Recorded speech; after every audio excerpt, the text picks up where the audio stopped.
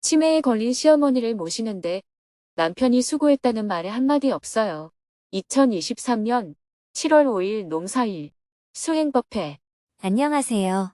두북 수련원의 아침이 밝았습니다. 새벽 기도와 명상을 마치고 울력으로 하루를 시작했습니다. 어제에 이어 비닐하우스에서 참깨 모종을 옮겨 심는 일을 했습니다. 오늘은 특별히 베트남 출신 비구니 스님인 강여요 스님도 함께 했습니다.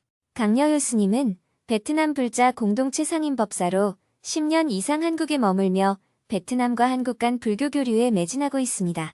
또 베트남 결혼이주 여성들을 위한 상담과 통역, 다문화 가정의 자녀 교육 등에도 힘쓰고 있습니다. 지난 4월 스님이 베트남에서 강연을 할 때 강여요 스님이 한국에서 베트남까지 와서 한국어를 베트남어로 통역해주기도 했습니다. 스님은 강여요 스님에게 참깨 모종 옮겨 심는 법을 자세히 알려주었습니다. 참깨 씨앗을 뿌렸는데 한 곳에 싹이 많이 난 곳도 있고 싹이 안 난 곳도 있어요. 그래서 싹이 많이 난 곳에 모종을 뽑아서 빈 구멍에 심어주는 거예요. 모종을 뽑을 때는 잔뿌리를 다치지 않게 흙이 함께 딸려오도록 호미로 땅을 깊게 파서 뽑아야 합니다. 물을 준 다음 모종을 심고 흙으로 북돋아주면 됩니다. 스님의 안내에 따라 강여요 스님도 집중해서 참깨 모종을 옮겨 심어보았습니다. 1시간 30분 동안 참깨 모종을 옮겨 심고 울력을 마쳤습니다. 스님은 처음 두북 수련원을 방문한 강여요 스님을 위해 정토행자들이 농사짓고 있는 논과 밭을 소개해 주었습니다. 고맙습니다. 스님, 잘 보았습니다. 인사를 나눈 후 두북 수련원으로 돌아와 바로 공양을 했습니다. 공양을 마치고 강여요 스님은 아도모래원과 문경수련원을 답사하러 갔습니다. 스님은 두북 수련원을 찾아온 손님과 점심 식사를 함께하고 배웅을 했습니다. 오후에는 햇볕이 뜨거웠습니다. 울력을 할 수 없어서 스님은 실내에서 업무를 보았습니다. 저녁에는 국제지부, 해외지부 관계자들과 온라인으로 하반기 북미 유럽 일정 관련 회의를 했습니다. 해가 저물고 저녁 7시 30분부터는 수행법회 생방송을 시작했습니다. 정토회 회원들이 모두 화상회의 방에 입장하자 스님이 인사말을 했습니다. 안녕하세요.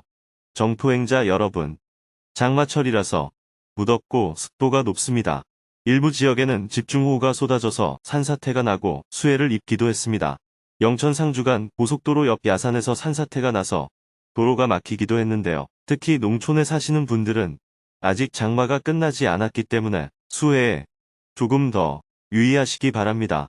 통계로 보면 전체 연 강수량에는 큰 변화가 없는데 짧은 시간에 많은 양의 비가 쏟아지는 집중호우로 인한 피해가 많이 늘었다고 합니다. 기후변화로 인해 집중호우의 빈도와 강도가 증가한 것 같습니다. 전 세계적으로 태풍, 허리케인, 사이클론 등으로 인한 피해도 크지만 집중호우로 인한 피해도 매우 큰 것 같습니다. 지난 주말에 서울 정토사회 문화회관에서는 봉사자들이 초파일에 달았던 연등을 떼어내느라 수고가 많았습니다. 먼저 지난 주말에 여러분이 으뜸절과 실천 장소에서 봉사한 모습을 영상으로 보겠습니다. 지난 주말에 전국 으뜸절에서 대중들이 봉사활동을 한 모습을 영상으로 함께 본 후 즉문즉서를 시작했습니다. 오늘은 4명이 사전에 질문을 신청하고 스님과 대화를 나누었습니다.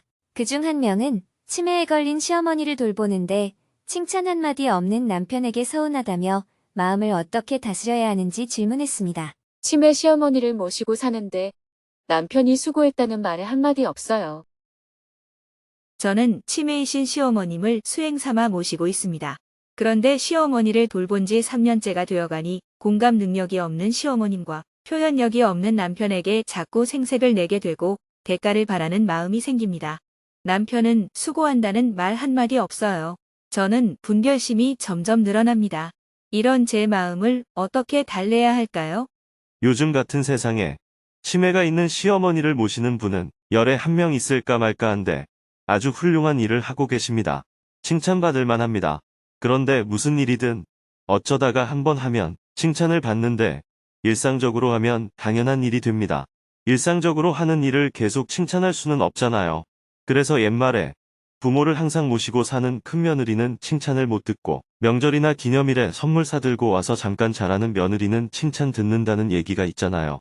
질문자의 시어머니나 남편만 그러는 것이 아니라 모든 사람이 그래요. 매일 옆에서 잘해주는 사람에게는 칭찬이 잘 안 나옵니다. 그냥 밥 먹는 것 같은 일상이니까요. 그런데 어쩌다가 한 번씩 있는 일에 대해서는 특별하기 때문에 감사 인사를 하는 거예요.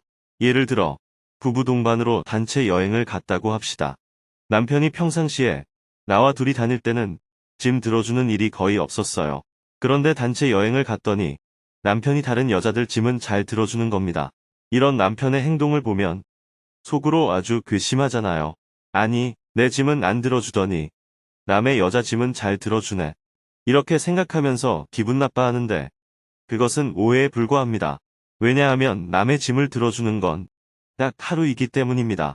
무슨 일이든 일상이 되면 고마움을 느껴도 표현을 잘 안 합니다. 또 만성이 돼서 고마움 자체를 잘 못 느껴요. 치매 시어머니를 모시는 일도 집안에서는 일상이 됐습니다. 그런데 일상이 된 일을 가지고 자꾸 남편에게 칭찬받으려고 하면 서로 피곤해져요. 칭찬이 듣고 싶으면 질문자가 집을 떠나서 좀 사라졌다가 오면 됩니다. 가족이 모르는 곳에 가서 서너 달 있다가 오면 질문자에게 고마움을 느끼죠. 우리가 매일 먹는 밥을 두고 고맙다는 생각을 안 하잖아요. 직접 농사를 지어보면 내가 먹는 밥 한 그릇에 엄청난 노고가 들어있다는 것을 느낄 수 있습니다. 저절로 감사하는 마음이 들어요. 자식들도 대부분 부모에게 감사하는 마음이 잘 없습니다. 어릴 때부터 부모에게 받기만 하다 보니 받는 걸 당연하게 생각합니다. 그래서 자식은 부모에게 부족한 것만 계속 얘기를 해요. 불평만 하죠. 부모는 진짜 있는 힘 없는 힘 다 짜내서 자식을 키웠는데 아이들은 고맙게 느끼기보다는 불평이 많습니다. 그게 자식이 나빠서 그런 게 아니에요. 인간의 심리 자체가 그렇게 작용하는 거예요. 그러니 내가 할 도리를 하면 되지. 칭찬을 들으려고 하면 결국 번뇌만 생깁니다. 언제까지 해야 하나? 라는 생각이 들고 괴로워져요. 칭찬이 꼭 듣고 싶다면 멀리 좀 다녀오세요. 이번에 6박 7일 여름 명상을 신청했습니다. 질문자가 없어지면 가족들은 두 가지로 반응할 수 있습니다. 첫째, 엄청나게 불평을 합니다. 잠시 나갔다 오면 대부분 불평을 합니다. 질문자가 없으면 본인이 불편해지니까요. 따라서 질문자가 6박 7일 동안 명상 수련을 다녀온다면 가족들이 불평할 확률이 높습니다. 둘째, 반가워합니다. 오랫동안 나갔다 오면 반갑게 맞이할 확률이 높아요.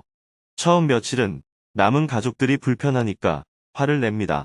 그 고비를 넘으면 우리 마누라가, 우리 며느리가 평소에 정말 고생이 많았구나 하고 느껴요. 그러니 칭찬을 들으려면 6박 7일로는 안 되고 한 3, 4개월은 나갔다 와야겠죠. 제가 그런 마음이었으면 벌써 집을 나갔을 겁니다. 마음이 약하다 보니까 결심을 못하는 것 같아요.